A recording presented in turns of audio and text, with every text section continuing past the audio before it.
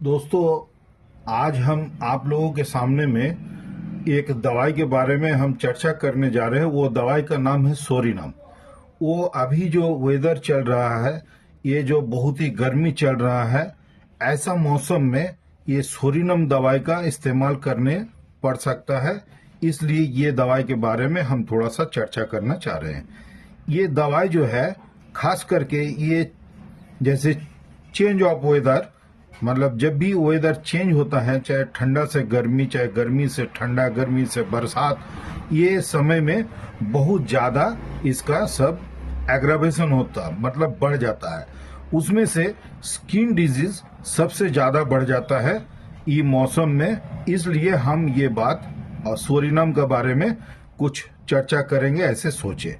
ये एग्रावेशन में son of heat लिखा हुआ है, मतलब सूरज का रोशनी में इसका बहुत ही ज्यादा एग्रावेशन हो जाता है। मतलब ये मौसम में अगर कोई धूप में निकलेगा, अगर उसका पुराना कोई भी स्किन डिजीज हो, वो और भी बढ़ जाएगा। और इसका एमिलोरेशन जो है, ये घट जाता है। थोड़ा सा ठंडा बर्फ लगाने से, ठंडा पानी से इसमें घट जाता है। सिम्टम्स कैसे होता है? सिम्टम्स इसमें ऐसा मिलता है कि थोड़ा सा खुजलाने के बाद में रैसेस निकल के आता है, जैसे छोटा छोटा दाना माफिक निकल के आएगा और उसमें जैसे पास भरा हुआ है, ऐसा माफिक नजर आएगा। ऐसा अगर सिम्टम्स मिले, ऐसा अगर कोई पेशेंट का कंप्लेन हो, तो हम लोग ये दवाई दे सकते हैं। और एक खास बात होता है, ये पेशेंट जो है बहुत गोरा नारा ऐसा नहीं होता है, जैसे कैलकेरिया कार्ब में बोला जाता, फैटी फ्लैबी फेयरी। लेकिन इसमें जो है थोड़ा सा ब्लैकिश टाइप का ही पेशेंट नजर आएगा। साथ में ये सब पेशेंट का बहुत ही दुर्गंध युक्त होते हैं, और इसमें जो है नहाने के बावजूद भी इसका दुर्गंध शरीर से जाता नहीं है। जितना भी अच्छा से अच्छा साबुन तेल इस्तेमाल क्यों ना कर ले, फिर भी इसका जो शरीर का महक है, ये जाता नहीं है। बैड स्मेल एक तो रहता है। ये सब पेशेंट का ऐसा होता है, सोरिनम पेशेंट का पसीना होता है पैर में, हाथ में। तो पैर का पसीना भी इतना होता है, जो सॉक्स पहनते हैं, मोजा पहनते हैं, उसमें भी दुर्गंध इतना होता है कि जहां वो खोलेगा उस जगह से दूसरा इंसान को हट जाने पड़ता है। तो ऐसा ऐसा ये पेशेंट आके कंप्लेन करता है, बोलता है अपने से कि मेरा सॉक्स से ऐसे बहुत ही महक निकलता, दुर्गंध निकलता है।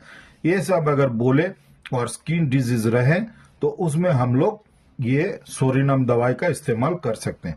सोरिनम दवाई लेकिन लो पोटेंसी इस्तेमाल नहीं होता है। मिनिमम 200 पोटेंसी से इसका शुरुआत करने पड़ता है।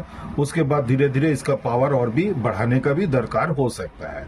और एक खास बात इसमें बता देना चाहिए, अगर किसी ने जैसे स्किन डिजीज निकला, छोटा छोटा दाना निकला, खुजली हो रहा है, अगर उसको कोई भी एलोपैथी का मलहम देके उसको दबाया गया हो, बैठा देने का कोशिश किया, और वो बैठा देने के बाद से पेशेंट को अगर बुखार आने लगा, चाहे डायरिया हो गया, हपनी हो गया, इतना भी अगर पैरालिसिस भी हो जाता है, ऐसे कोई भी स्किन डिजीज को अगर रोक देने का कोशिश करता है एलोपैथी का मलहम लगा के, तो उसको पैरालिसिस भी हो सकता है।